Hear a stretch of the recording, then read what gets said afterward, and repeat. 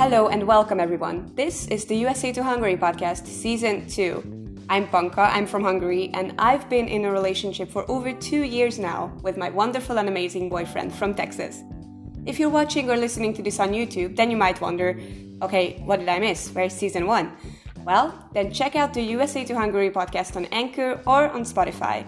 I hope you'll enjoy the content I create. Let's not waste more time and let's jump into today's topic. Today's topic, as you could probably guess from the title, will be anniversaries. As I mentioned in the intro and in the trailer episode, we've been through 2 anniversaries, and both of these anniversaries were very, very important in our lives. Because the first anniversary was the very, very first back in 2019 was still from a distance. We had to celebrate it from that almost 10,000 kilometers of distance.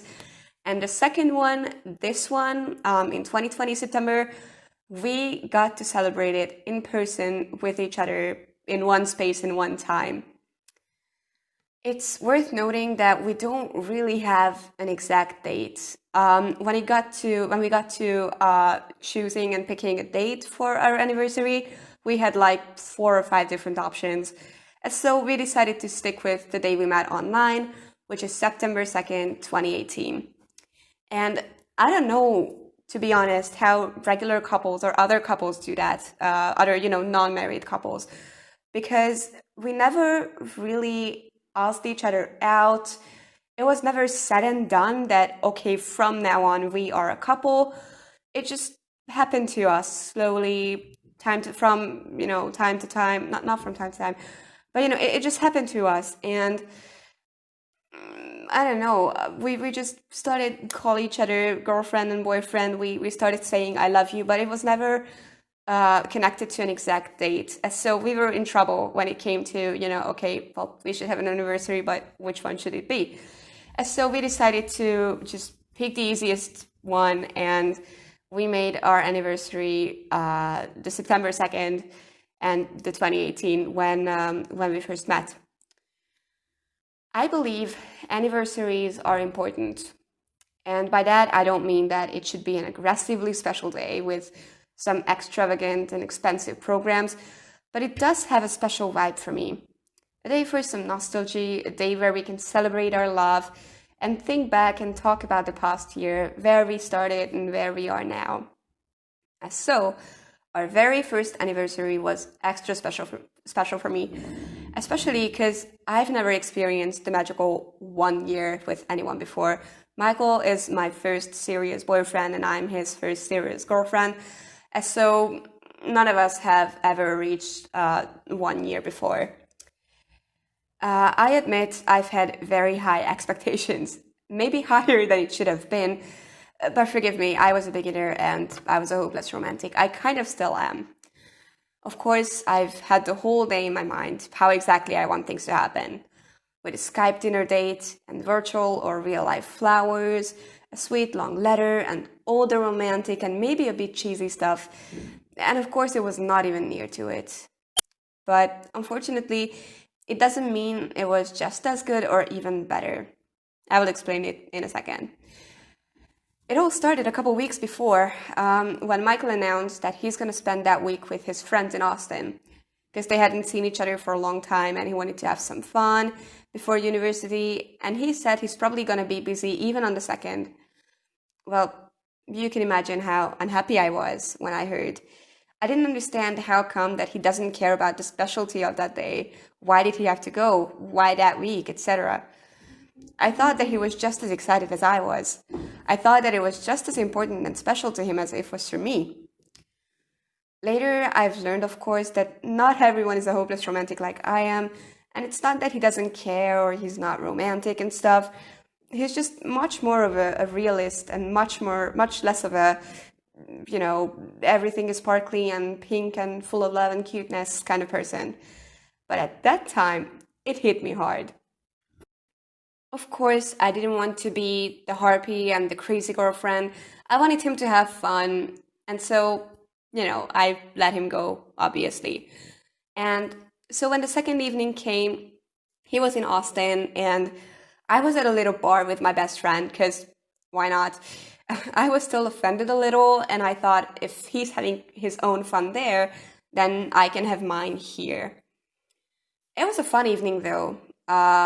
We were drinking with my bestie and talking, we were messaging with Michael. It was okay. I was kind of satisfied with that up until the point where we got a little bit buzzed with my best friend whilst we were talking about one of our favorite musicians who just dropped a concert, by the way, at a festival we attended. And it was basically the best 3 days of days of our lives.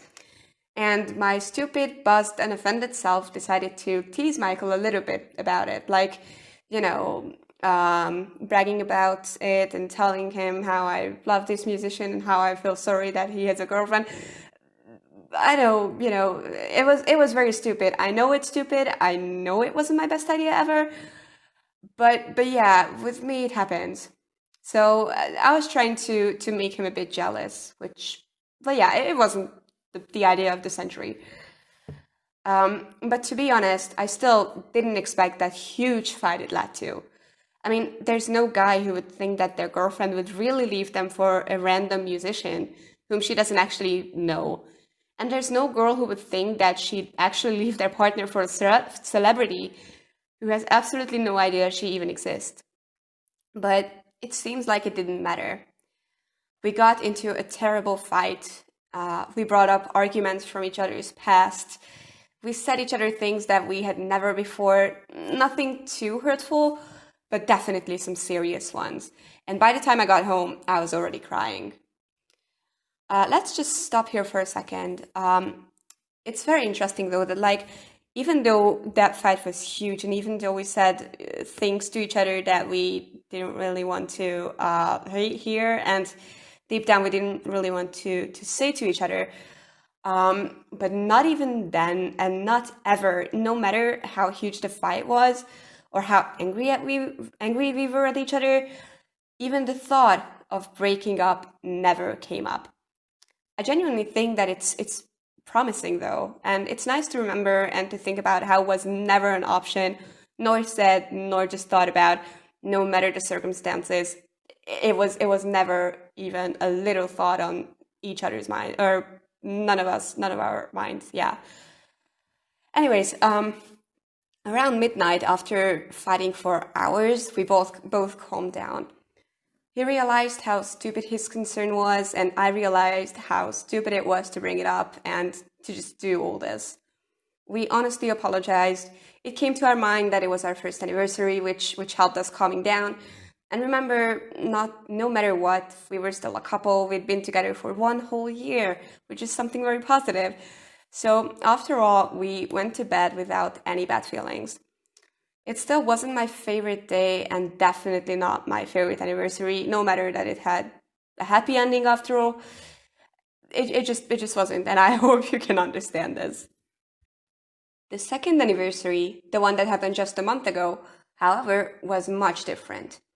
And not only because we got to spend it together, but because during the second year, and especially the second half, where we got to experience living together for weeks, we matured and learned a lot about each other, mostly about what does it mean to share your life and your space with your partner, how to accommodate, how to live your everyday lives next to each other.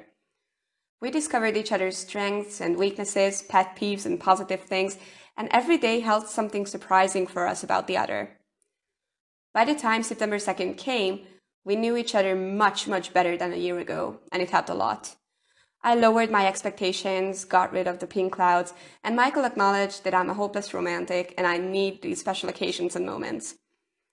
During the day, he was working, but the evening was ours. We went out to a nice, friendly little restaurant, talked a lot about everything, laughed a lot, ate way too much. Basically, it was regular date night, we can say. And when we got home, we opened a bottle of nice wine. Not the nicest because we were still on a budget, but a nicer than usual. And while we drank it and talking about it, we exchanged the little letters we wrote for each other because we agreed on no presents or no gifts. We're not really gift giving people. And we were talking about the past year, and we were constantly surprised about the fact that, like, wow, 2 years. Because it seemed like a lot for us. It seemed like something huge. Because it was a lot of happenings in just 2 years. We had to face things, challenges, happy and hard times with which an average couple might never have to deal with. And after being cute and sweet and emotional, we decided it was enough for today, and we closed the day as all the others. We watched a comedy, went to bed to cuddle, and fell asleep next to each other. As y'all could see, these 2 days couldn't be more different. But I don't mind, to be honest, because both anniversaries taught me some important lessons. And most importantly, I got to celebrate both of them with Michael. And we will see in less than 11 months now what will the third one hold for us. Thank you so much for joining me today. Thank you so much for sticking with me and for listening. Remember, if you like this video or if you like this podcast episode, please give me a thumbs up. You can subscribe to my channel if you want to, and you can ring the bell so you get notified when I upload some new episodes. And you can find all my socials down below. I'm on Instagram and Twitter as @usatohungary. And you can write me an email. You can reach out to me. I'm always open to messages, and I'm always open to having guests in my podcast. So if you have a story to tell, let me know down below. No, not down below, but yeah, write me an email, which is down below. Yes. Share your thoughts in the comment section. Tell me about your anniversary stories, your happy or sad stories. I don't know. I hope, though, that, all of your anniversaries were happier than my first. And if you would like to support me, and if you really like what I do here, then I would appreciate if you could buy me a virtual coffee down or at my coffee page. I'll link that down below too, but no pressure. Thank you guys for sticking with me today. I'll see you next time, and up until then, stay strong.